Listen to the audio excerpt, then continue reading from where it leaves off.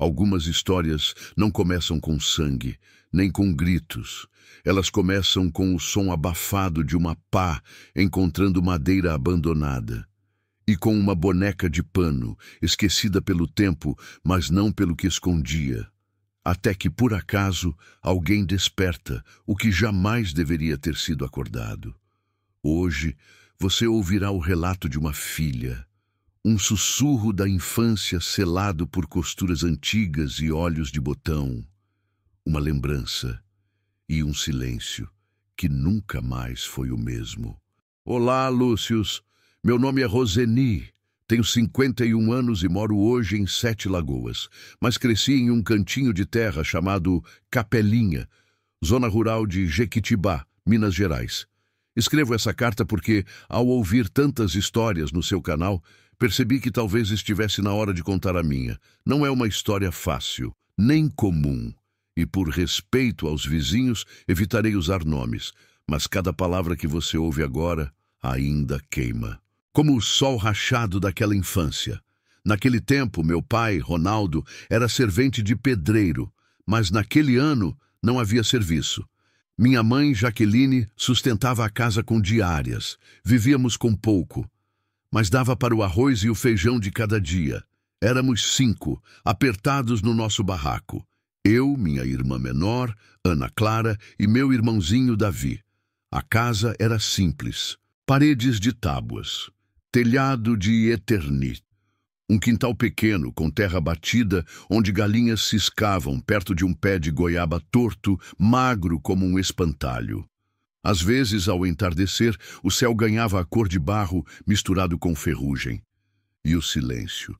Era tão intenso que até os grilos respeitavam. Lembro-me do cheiro da terra molhada misturado ao sabão em barra, do barulho das panelas secando em um escorredor improvisado, apoiadas sobre tijolos, e daquele feijão no fogão de lenha, cujo aroma se misturava com o fumo do vizinho, que atravessava as frestas do barraco e nos abraçava com certa melancolia.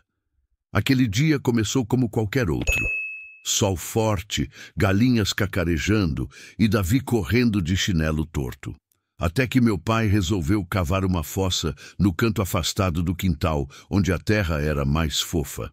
Ele cavava com uma pá emprestada, suando sem parar. A cada golpe da pá, uma baforada morna e úmida escapava de debaixo da terra.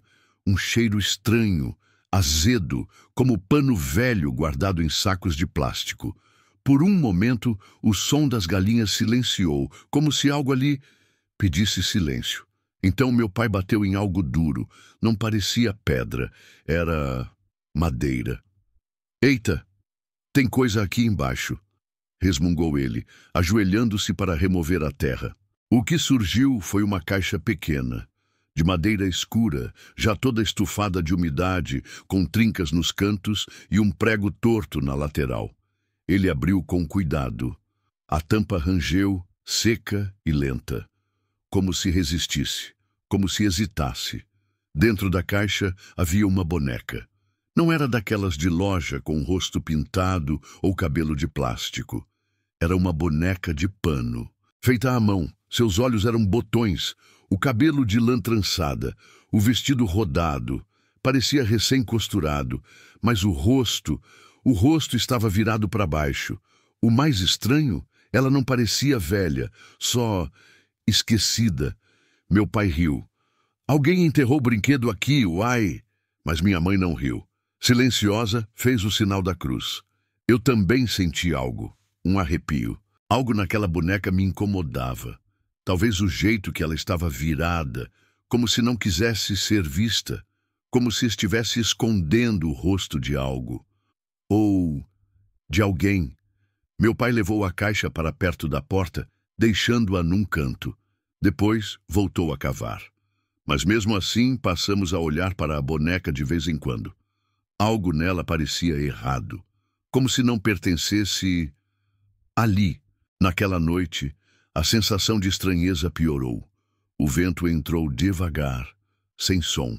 As galinhas, inquietas, cacarejavam de repente e depois silenciavam, como se ouvindo algo que nós não podíamos.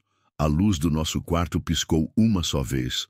Foi breve, mas naquele instante a casa, mesmo cheia, parecia vazia. E então aconteceu. Na madrugada, eu me levantei para beber água. A cozinha estava quieta. Apenas o rangido do chão de madeira me acompanhava. Olhei para o canto onde meu pai tinha deixado a boneca.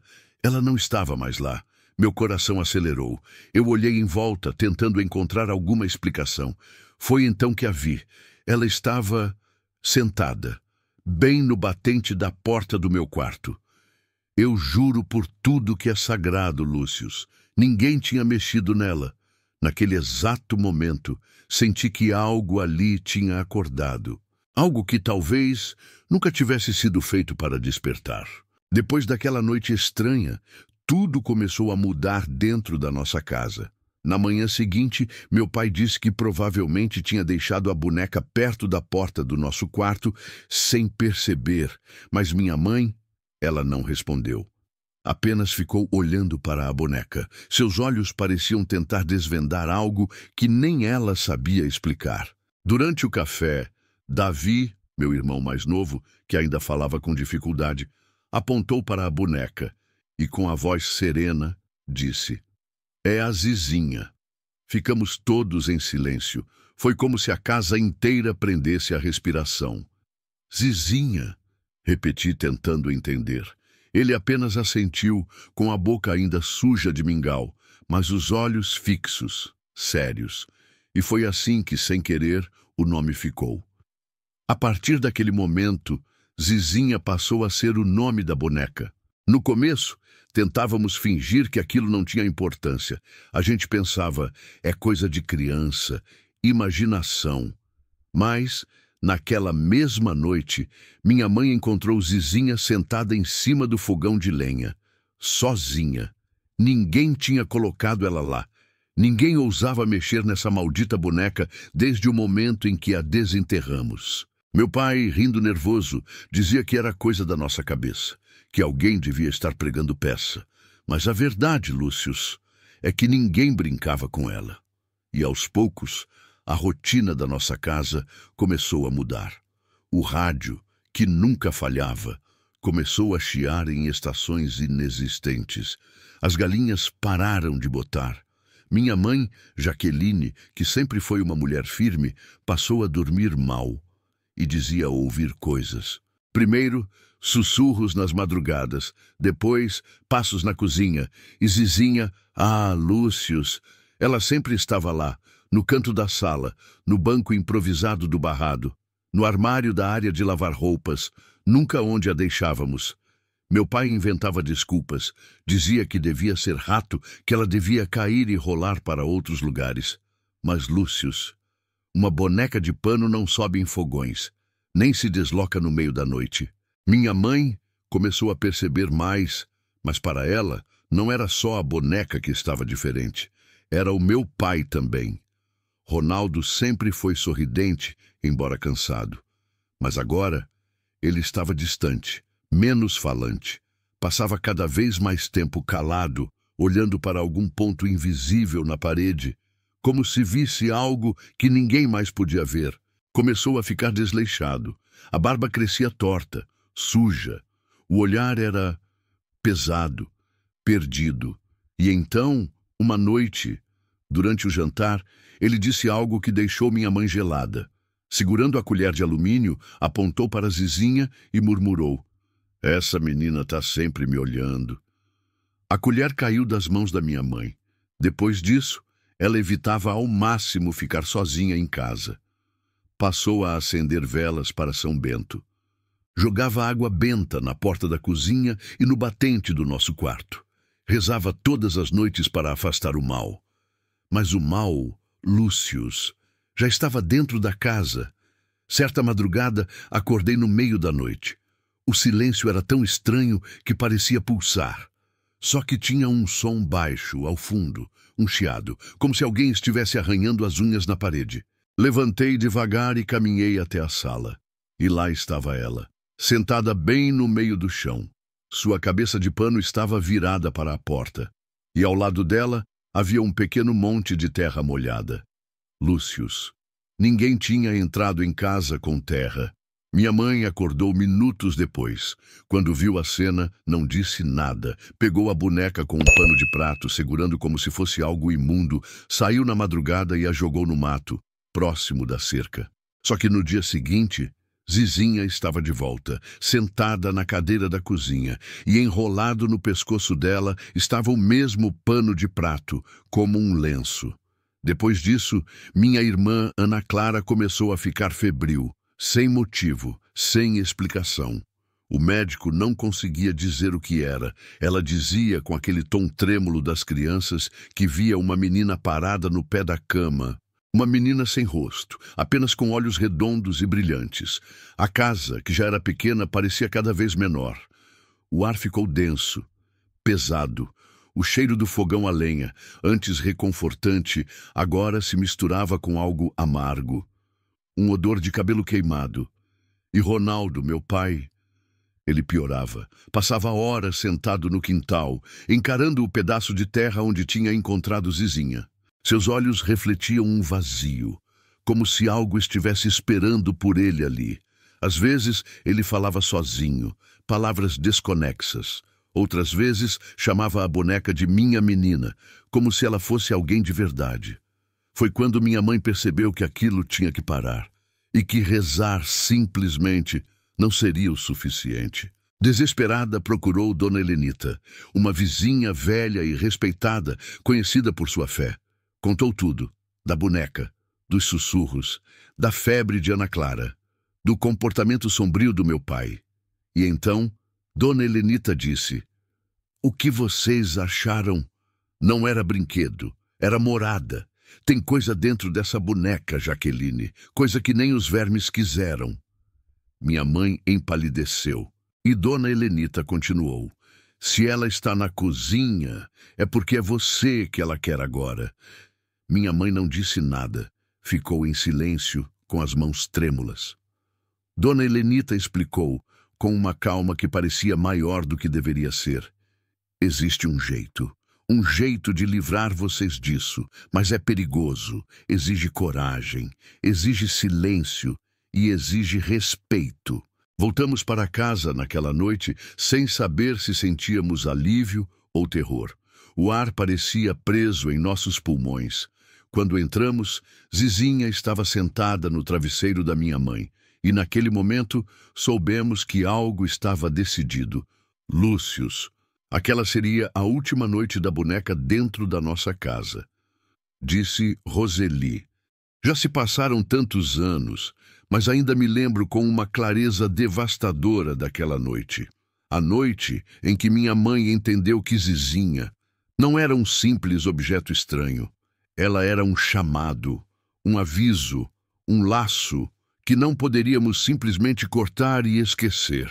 Depois da visita à Dona Helenita, voltamos para casa em um silêncio tão profundo que até o som leve do vento no mato seco parecia ensurdecedor. Cada passo que dávamos pela estrada de terra soava como um aviso. As árvores rangiam baixinho ao nosso redor, como se sussurrassem umas às outras. O que eles trouxeram não devia estar aqui. Minha mãe segurava com força contra o peito a sacola de pano que carregava o que Dona Helenita havia preparado: 3 punhados de sal grosso, uma vela branca e um pano de prato bordado com símbolos que não pertenciam a este mundo. Dona Helenita tinha sido bem clara: "Nunca vire esse tecido do avesso, ou vocês abrirão uma porta que ninguém pode fechar." Quando atravessamos a porta da cozinha, sentimos imediatamente: a casa estava diferente. O cheiro reconfortante de lenha havia desaparecido. Agora, no lugar dele, vinha um odor doce e podre, enjoativo, como carne esquecida apodrecendo em um armário quente. E ali, bem no centro da cozinha, estava Zizinha, sentada sobre a mesa, imóvel, mas ao mesmo tempo presente demais.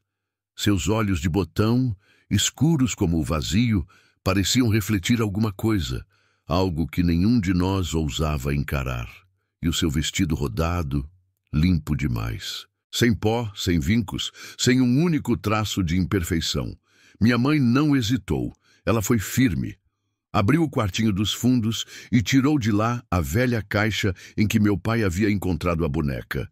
Aquela caixa tinha a força necessária para conter algo que agora escapava dela. Minha mãe voltou para a cozinha, pegou Zizinha e, com todo o cuidado do mundo, a enrolou no pano de prato bordado.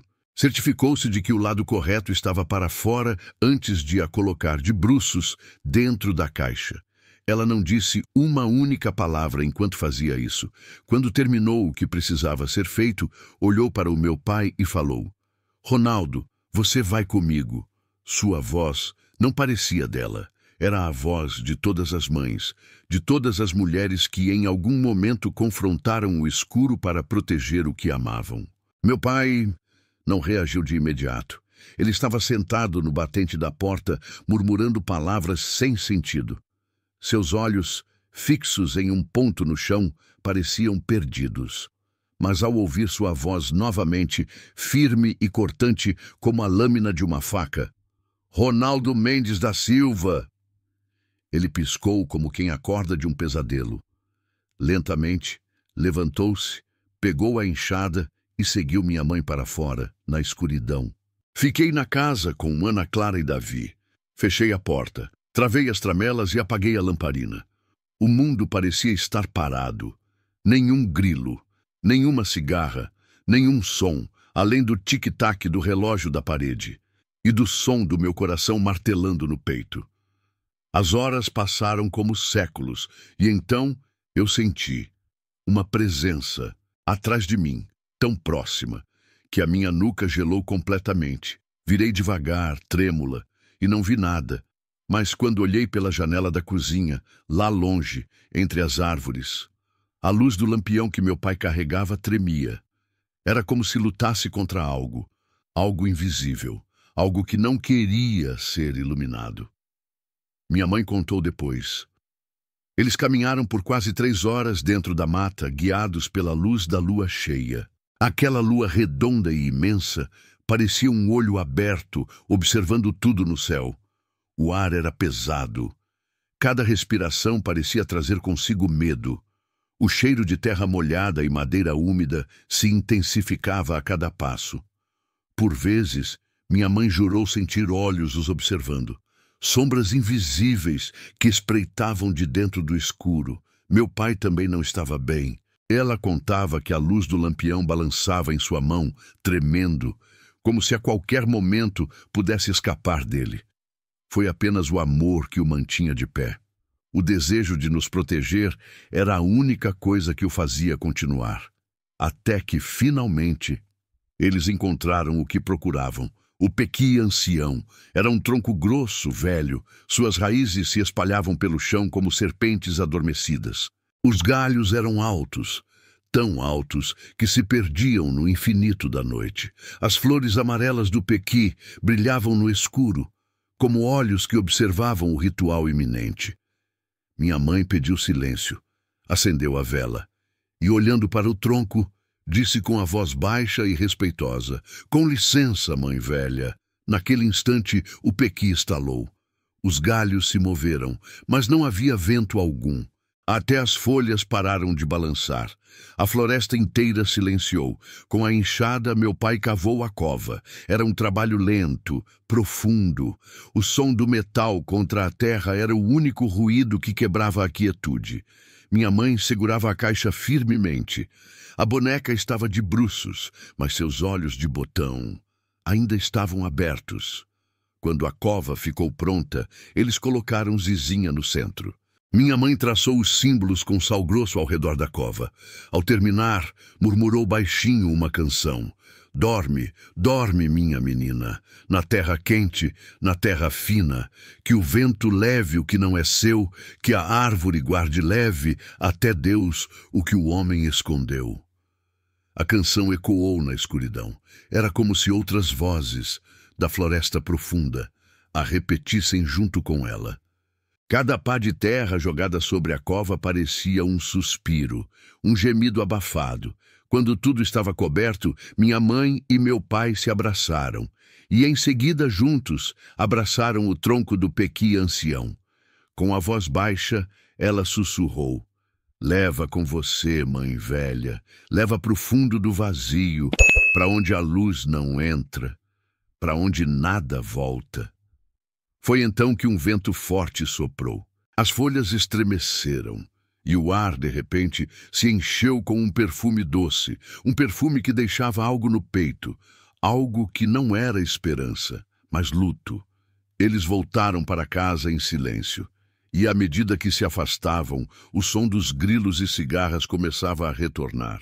Era como se a floresta estivesse aliviada. Minha mãe fechou a porta da cozinha e nos olhou. E com um suspiro profundo disse: acabou. Ela se foi. Meus pais nunca mais voltaram para ver o Pequi ancião.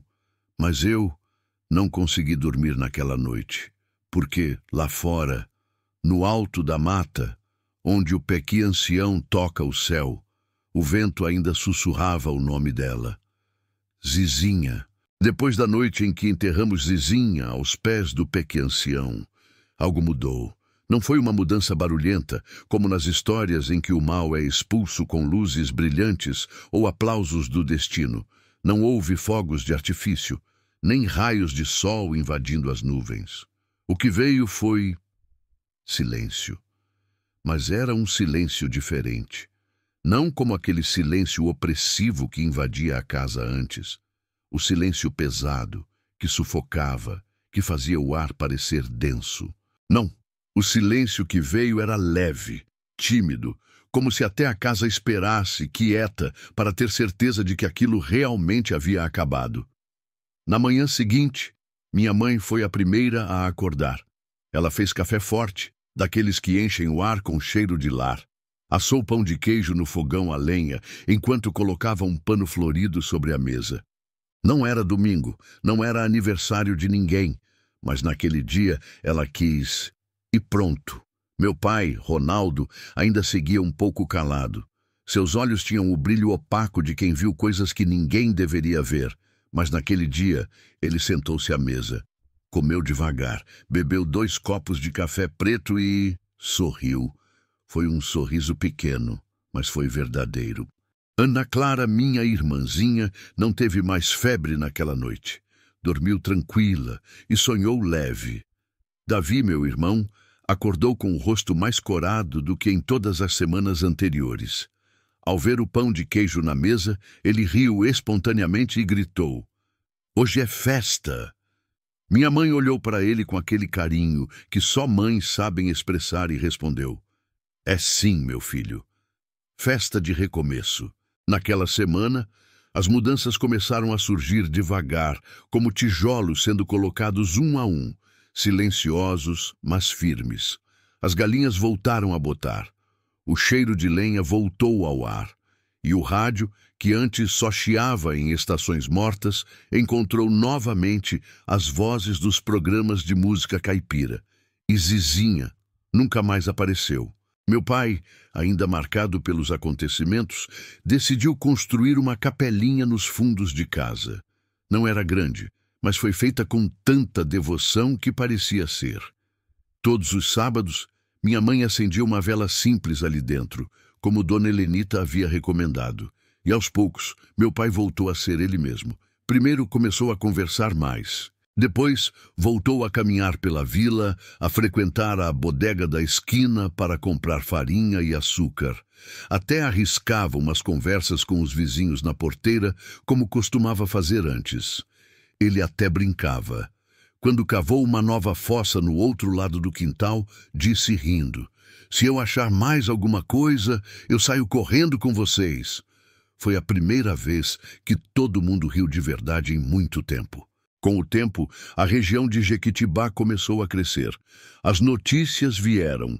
Iriam construir condomínios novos. Estradas seriam asfaltadas. Mais gente chegaria. Mais casas surgiriam. Sonhos de cidade grande começaram a invadir o pequeno interior. Meu pai conseguiu uma empreitada importante. Seria dos primeiros a construir as novas casas de campo. E o trabalho voltou a encher nossos dias. O pouco dinheiro que tínhamos se multiplicou aos poucos. Com o adiantamento da primeira obra, conseguimos finalmente comprar telhas novas para o banheiro. Minha mãe, com as mãos ágeis e o coração aliviado, bordou cortinas para a sala e até fez uma colcha de retalhos, colorida como um jardim de esperanças costurado à mão. Meses depois, chegou o dia de irmos embora. Deixamos Capelinha com saudade, mas também deixamos o medo para trás. A vida era simples, mas estava boa de novo. Com o tempo, a boneca ficou lá, selada na terra, no vazio, e as lembranças dela, bem, elas se apagaram devagar, nunca desaparecendo completamente, mas o suficiente para que não roubassem mais nossos sonhos, nem nossas noites. Hoje, enquanto escrevo tudo isso, percebo que nunca entendemos exatamente o que Zizinha era. Maldição, feitiço, um resto de alma esquecida. Talvez nunca saberemos. Talvez nem devamos. O que sei, Lúcius, é que minha mãe, aquela mulher simples e pequena, enfrentou algo que muitos fingiriam não ver. E ela venceu. Não com armas, não com força ou gritos. Ela venceu com fé, com coragem e, acima de tudo, com silêncio. E hoje eu entendo. Às vezes o que é enterrado não é esquecido, mas pode ser perdoado. Às vezes o mal não vem gritando. Ele chega de mansinho, costurado à mão, com olhos de botão e um nome, sussurrado por alguém que já se foi há muito tempo. Zizinha. Não era apenas uma boneca, era uma memória enterrada, não pela terra, mas pelo medo. E o medo, quando ignorado, volta, sempre volta. A mãe de Rosane não precisou entender magia. Ela apenas escutou o que o mundo ao redor gritava em silêncio. Ela ouviu as galinhas inquietas, a ausência do vento, o silêncio dos insetos. E enquanto muitos preferem fingir que nada está errado, ela caminhou até o mato escuro, com sal nas mãos e fé no peito. Essa história não é sobre vencer o sobrenatural, é sobre reconhecer o momento de calar, rezar e agir. Porque o vazio não berra, ele sussurra. E só os atentos escutam. Talvez você também já tenha escutado. Na cozinha, à noite, um barulho leve, um sussurro sem dono, uma sensação de que algo já esteve ali. Zizinha está selada na capelinha. Mas o vazio ainda está por toda parte. Ele apenas espera. Agora cabe a você, ouvinte, nos contar o que você faria no lugar de Jaqueline. Ou quem sabe, a próxima carta traga um nome que você reconheça. Se essa história te arrepiou, inscreva-se no canal, ative o sininho e venha escutar o que o vazio ainda tem a dizer. Porque aqui, no Regras do Vazio, até o silêncio tem voz. Boa noite e durma bem, se puder. O vazio observa, e cada clique seu o alimenta mais.